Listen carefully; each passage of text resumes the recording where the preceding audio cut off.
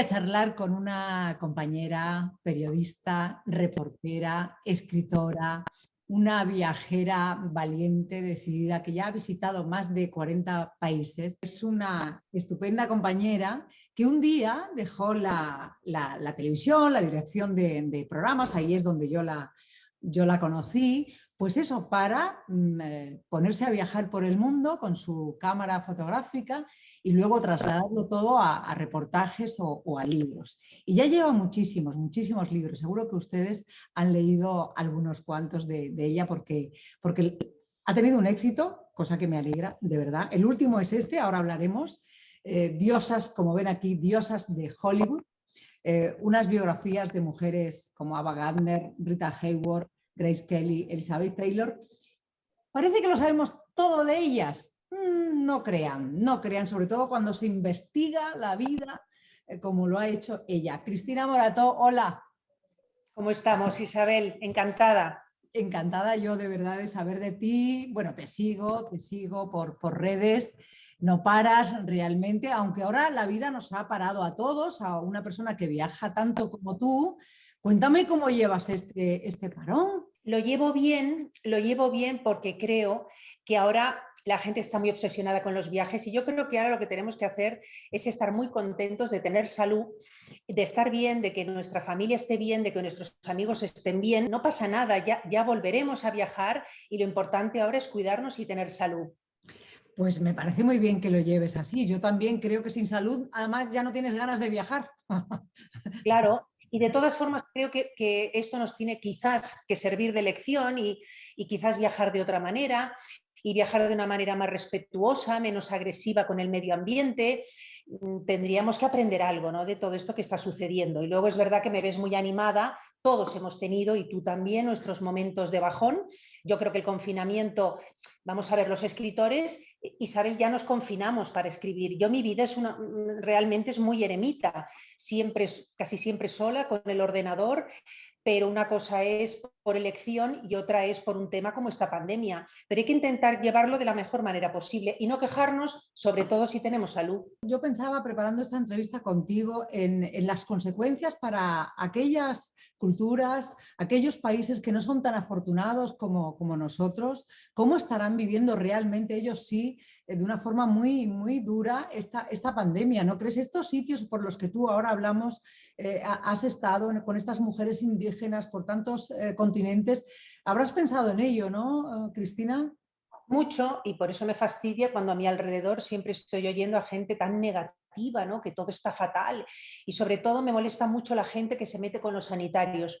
Eso no lo llevo bien, y no lo llevo bien porque creo que finalmente el viajar lo que te da es humildad, es apreciar lo que tienes. Para mí ha sido una escuela de vida el viaje, y sobre todo valorar que tenemos una sanidad maravillosa, que tenemos agua en el grifo, que tenemos, ¿entiendes?, en medicamentos. Yo siempre recomiendo viajar, viajar, ver mundo, te amplía horizontes y sobre todo te quita mucha tontería.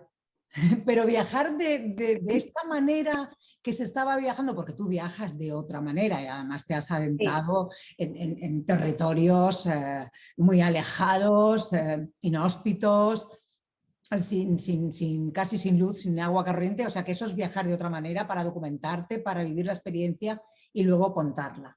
Pero viajar como Sí. se estaba haciendo últimamente, este turismo masificado, ¿tú cómo lo ves? ¿Volveremos a ello? Porque claro, dependemos del turismo, pero ¿es realmente sostenible mantener ese tipo de turismo?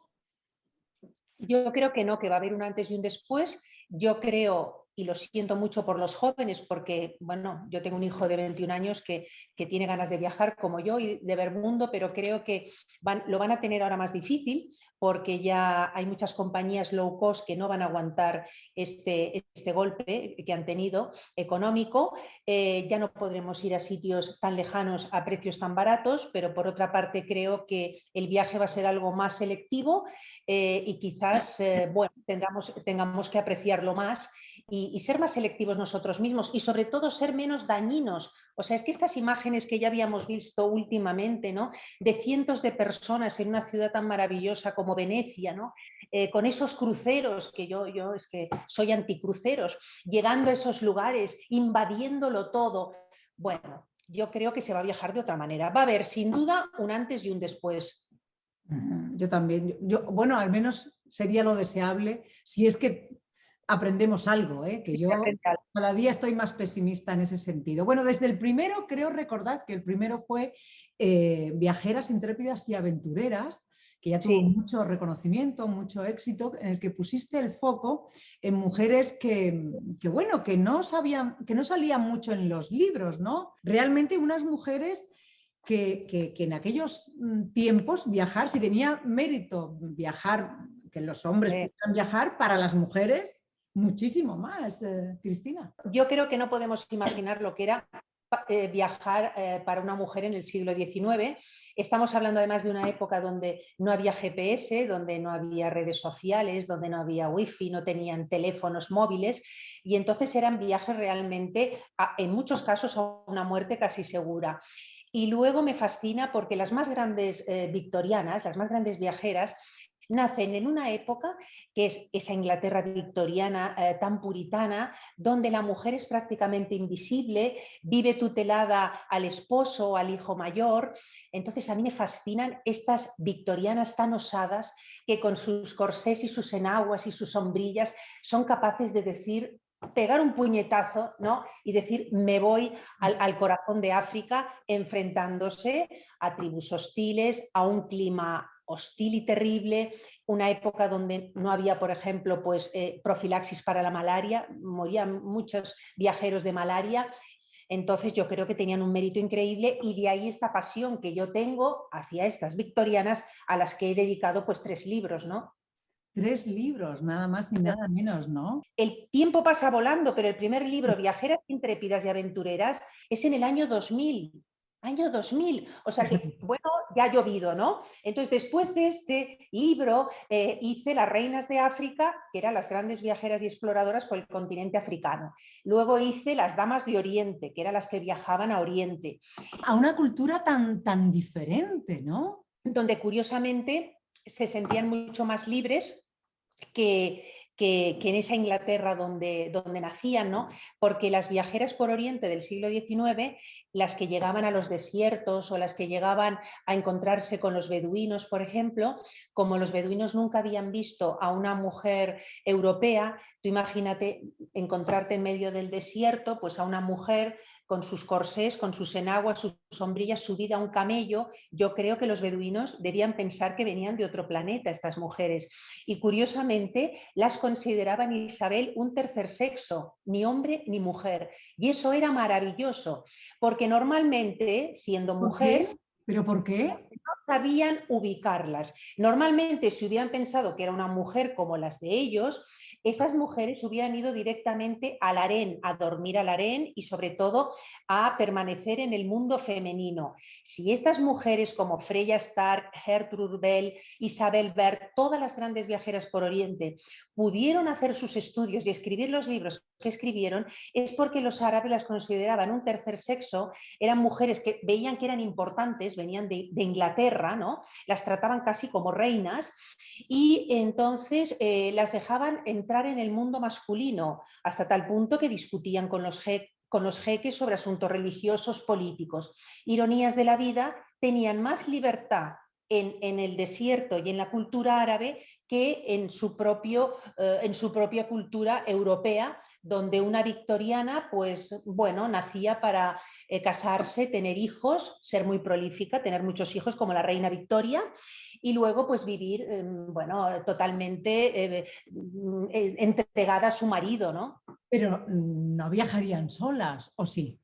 La mayoría viajaban solas Eso no implicaba que se llevaban algún caprichito, porque algunas viajaban con la bañera a cuestas, bañera de caucho, muchas tenían, sí, claro, hombre, perdóname, muchas tenían dinero y entonces se permitían, bueno, obviamente contrataban porteadores que viajaban con su mantelería, vajilla, algunas se llevaban el piano al desierto, tocaban el piano en el desierto, entonces claro, tú imagínate esa imagen para los locales que nunca habían visto a una mujer blanca. Pues eran extraterrestres. Oye, ¿y mujeres exploradoras, aventureras así españolas del siglo XIX? En el siglo XIX sí que hay muchas. Lo que pasa que es verdad que lo que ha ocurrido es que la historia de los viajes y de la exploración ha estado escrita por los hombres, Isabel. Y entonces los hombres, al escribir sobre sus hazañas, sus propias hazañas, han escrito sobre ellos y han olvidado a las mujeres. De ahí todo este trabajo que yo hago de recuperación de estas vidas femeninas. Porque yo lo que digo es que no puedo entender que a día de hoy nuestros hijos sigan estudiando unos libros de texto donde no hay mujeres. Entonces, yo digo, estamos en el siglo XXI y las únicas mujeres que salen en los libros de texto son Marie Curie, que bueno, me parece maravillosa, y dos más. O sea, no hay mujeres. ¿Y dónde está el resto? Entonces yo creo que es importantísimo recuperar estos nombres, como tú muy bien estás diciendo, de viajeras del siglo XIX y anteriores, porque ellas, las niñas y los niños también, tienen que tener referentes femeninos. Porque tu hija no va a querer ser arqueóloga, bióloga o astronauta si ella no ve en los libros de texto que existen mujeres que han hecho estos logros, que han conseguido estos logros. Y bueno, todo esto hay que contarlo, ¿no? Porque la historia pues es femenina y masculina, no podemos solamente fijarnos en ellos. Yo creo que de todas las viajeras que yo he escrito, quizás el personaje que más a mí me fascina es un personaje con luces y sombras, porque yo también digo que hay que intentar no juzgar, o sea, hay que intentar entender a estas mujeres en la época que les tocó vivir. Esto a veces es mucho de historiadores, hombres del pasado sobre todo, que tienden siempre a juzgar el comportamiento de la mujer en contra de reconocer sus logros, ¿no? Entonces, Marga d'Andurain, la protagonista de mi libro Cautiva en Arabia, es un personaje de muchas luces y muchas sombras. Ella nació en el País Vasco francés, en Bayona. Yo oí hablar de ella en un viaje que hice a Palmira, a Siria, y visitando las ruinas de Palmira, pues a veces los personajes, Isabel, te eligen, porque yo estaba visitando las ruinas de Palmira, estoy con mi guía, le pregunto, ¿este hotel que hay ahí? Me dice, es el Hotel Zenobia. Yo no me había alojado, era un hotel, la verdad, que estaba medio abandonado, y me comenta que allí se alojó una tal Marga d'Andurain, que había sido espía, no me dijo que era vasco-francesa, me dijo Marga d'Andurain, que había sido amante de Lorenz de Arabia, algo que me extrañó, porque creo que a Lorenz de Arabia no le iban mucho las mujeres, pero bueno, a lo mejor resulta que Lorenz tuvo un amante, vaya A lo noticia. mejor ella era tan interesante que, oye... Sí, sí, porque me destacaban que había sido amante de Lorenz de Arabia. Digo, bueno, qué cosas. Que había llegado a la Meca, digo, me extraña porque estaría en los libros de historia. Bueno, trabajó como espía o informante para los británicos en los años 30 y 40 y había tenido dos hijos. Uno había muerto en el frente de Alsacia, pero pequeño, Jacques d'Andurain, me constaba como héroe de la resistencia francesa que podía tener 92 o 93 años. Me fui a verle y me encontré, pues claro, con un hombre. Lo mejor del libro fue conocer no solo Siria, sino a Jacques d'Andurain, porque tenía una memoria privilegiada. Él había estado con su madre en Palmira, en Beirut, había sido testigo de sus hazañas y me dejó todo este material gráfico maravilloso que aparece en el libro de Cautiva en Arabia. Bueno, es que claro, no puedo hacer un repaso a todo porque no me quiero olvidar No. que tienes todos los libros, tantos libros tan interesantes, pero que me has dicho que el de Lola Montes, otra mujer súper interesante, se va a hacer serie de tu libro, basado en tu libro. Vamos a ver, vamos a cruzar los dedos, porque tú ya sabes, Isabel, cómo es esto. Me han comprado Boomerang, ha apostado por este proyecto, ya se ha hecho la adaptación, ya está el guión, parece ser que hay cadenas interesadas y ya lo celebraremos juntas si ocurre. Por supuesto. Cuando podamos salir y comer y Sí. esto, una comidita para celebrarlo. Vamos, que las mujeres normales no me interesan mucho. Yo, No, no, es que me hace gracia porque en México, que tengo muchos lectores, un día un periodista me dice, pero usted no va a escribir sobre mujeres normales. Y me quedé un poco así diciendo, ay, mire, no, ¿eh? No, no, no, no. Digo, mire, Eleanor Roosevelt dijo en una ocasión, y en su época, una frase que me encanta, dijo Eleanor Roosevelt, la esposa del presidente y primera dama de los Estados Unidos, las mujeres buenas no pasan a la historia.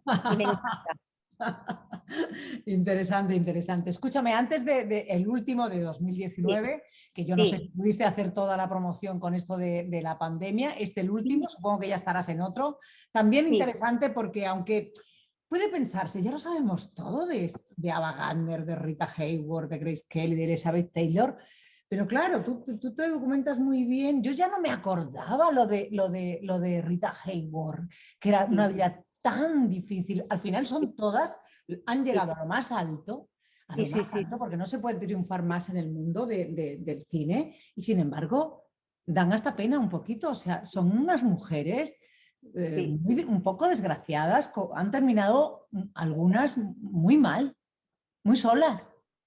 Pues sí, esta es la palabra. Sí, es así, muy desgraciadas, muy solas y sobre todo que estamos hablando, pues efectivamente, para mí fue un reto este libro porque ¿qué podía aportar de todas estas mujeres? Pues volvemos a lo mismo. Yo no creo en la literatura femenina ni masculina, yo creo que hay buena o mala literatura, pero lo que sí que creo es en la mirada. Este libro tiene una mirada femenina porque yo me he fijado mucho en el tema de los malos tratos. Me ha sorprendido descubrir que tanto Elizabeth Taylor como Ava Gardner, como Rita Hayworth, mujeres tan poderosas, tan influyentes, perdona, mujeres con tanto dinero en su época, privilegiadas en su época por todo lo que tenían, fueran víctimas de la violencia machista, de las palizas, o sea, sufrieron palizas por parte de sus parejas, sufrían violencia por parte de esos hombres que decían que amaban con locura. Eran relaciones muy tóxicas, la mayoría tuvieron relaciones muy tóxicas con sus parejas y sobre todo, quizá lo que más me ha sorprendido investigar es esa perversidad del Star System, donde por una parte, bueno, ellos, claro, mostraban a la estrella rutilante, pero detrás tenían que firmar estos contratos de moralidad tremendos donde los estudios eran auténticamente propietarios de sus estrellas, de ellas y de ellos, porque ellos también pasaron lo suyo, pero sobre todo ellas, hasta tal punto que piensas, mujeres tan poderosas y ya digo, tan admiradas, no eran dueñas ni siquiera de sus cuerpos, porque señores como Louis B. Mayer, por ejemplo, el gran magnate de los míticos estudios, eran propietarios de sus cuerpos en el sentido de que si ellos decidían que su estrella se había quedado embarazada en un momento dado y era inadecuado porque estaba en pleno rodaje o era soltera, cómo iba a ser la actriz una madre soltera o cómo se iba a interrumpir un embarazo, eran ellos los que decidían sobre. El señor Louis B. Mayer, desde su despacho de Culver City, decidía sobre los divorcios, los abortos, las vacaciones, el alquiler de la casa de la estrella, el vestuario, todo. O sea, eran auténticas, ya lo dice la frase, ¿no? Ava Gardner, en la contra del libro, nos trataban como si no tuviéramos alma, ¿no? Y eso es lo que he querido también de alguna manera mostrar en este libro, que no era todo un cuento de hadas, sino que fueron mujeres que sufrieron mucho en su época y que desde luego también fueron pioneras en muchas cosas, ¿no? Pues ahora que llega el buen tiempo, que se acerca el verano, pues es un libro estupendo aunque sea en la terraza, si no podemos viajar a la playa, a la hamaca, pues en la terraza. Seguiremos hablando, seguro que ya estás en otro libro, segurísimo, ¿no? ¿No me puedes adelantar nada? No, No, seguirá siendo sobre mujeres porque me interesa y voy a seguir escribiendo sobre mujeres me parece muy y yo creo que el libro estará listo para, podremos ya presentarlo sin mascarilla, ojalá, y ya con público en las Navidades del 2022 y ya te contaré, Isabel. No me acordaba yo que te habías casado en Por una favor. aldea maya perdida, no me acordaba. Isabel, es que siempre me preguntan por qué estoy tan unida a México. Entonces yo siempre digo que que estoy unida porque vamos a ver ahora, a día de hoy tengo muchos lectores en México, pero luego es verdad que yo que he sido un poco rebelde, como tú, que tú también tienes historia. Otro día haremos un intercambio, la entrevista te la voy a hacer yo. Sí, en eso de inspiradoras y mujeres, sí, sí, así con coraje, podrías estar tú en la lista también de los primeros puestos. Hemos sido muy rebeldes y yo efectivamente, Isabel, en la época que trabajaba en la tele, yo no quería una boda, ¿sabes? En plan bodorrio. Mi madre estaba encantada, le hubieran gustado mucho, yo hubiera tenido que invitar a toda la gente de la televisión, me muero, con lo cual lo que hice fue, no, me muero, entonces lo que hice fue directamente, me casé en una aldea maya en Chiapas, por fortuna mi marido, que es cordobés, de Córdoba de aquí, no de Argentina, Sí. cordobés de aquí, lo entendió perfectamente, dijo, vale, pues vamos para allá. Y claro, fue realmente una cosa única porque fue en una aldea, en la aldea de Cinacantán, donde yo había estado fotografiando además los textiles mayas el año anterior. Y en Cinacantán hacen un huipil, que lo llaman el huipil emplumado, que es una belleza, que es con el que se casan las mujeres, que es una túnica que abajo tiene toda una circunferencia, que son plumas de gallina bordadas. Y es una joya. Bueno, pues el día de mi boda, el momento más emotivo fue cuando llegaron unas tejedoras, la boda fue en la iglesia colonial y luego en la plaza, todo el mundo comiendo empanadas, guiso de puerco, bueno, era todo el pueblo, todo el pueblo, vestido con sus mejores galas. Y entonces lo emotivo fue que se me acercaron unas tejedoras que yo había conocido el año anterior y entonces me regalaron ese huipil ceremonial que yo había fotografiado, que lo guardo aquí como oro en paño y que si se prende fuego a mi casa, creo que lo único que salvaría, aparte del perro y a mi familia, sería mi huipil emplumado. Bueno, escúchame, pues te fue muy bien, ¿no? Te ha ido muy bien en el amor con esa boda en México, en una aldea ahí perdida. Sí, no me quejo, ya han pasado, sí, 20 y pico, sí, 20 y pico Sí, años. sigues con Mi el madre, mismo. sigo con el mismo, sí, y esto siendo viajera y siendo escritora, que realmente, Sí. sí, he sido afortunada. Yo te decía, te envidio y te admiro porque en el fondo es viajar de esa forma como tú lo haces, a conocer las culturas, a la gente, a las mujeres. Yo me hubiera encantado hacerlo, pero yo no he sido capaz. Luego dicen que soy tan valiente. No, no he sido capaz. Y tú lo has hecho, Cristina. Y lo hice en ese momento que es verdad que yo estaba dirigiendo programas, que me ganaba bien la vida como directora de programas, había llegado un poco ya al tope, ¿no? Y en ese momento, cuando le dije a la productora, ¿no? Que aún me acuerdo que eran los del Terrat, les dije, oye, no, yo ya no voy a hacer más programas porque me voy a dedicar a escribir libros. Yo creo que debieron pensar que estaba loca. Bueno, Bueno, mucha gente, ¿eh? bueno. Pero tantas veces nos han dicho locas a las mujeres que ya estamos acostumbradas. Pero no te quiero robar más tiempo, Cristina. Volveremos a hablar, seguro que sí, Cristina. Gracias por tu tiempo. Con todo gusto. Bueno, un abrazo muy grande. Cuídate. Igualmente, Isabel, y muchas gracias.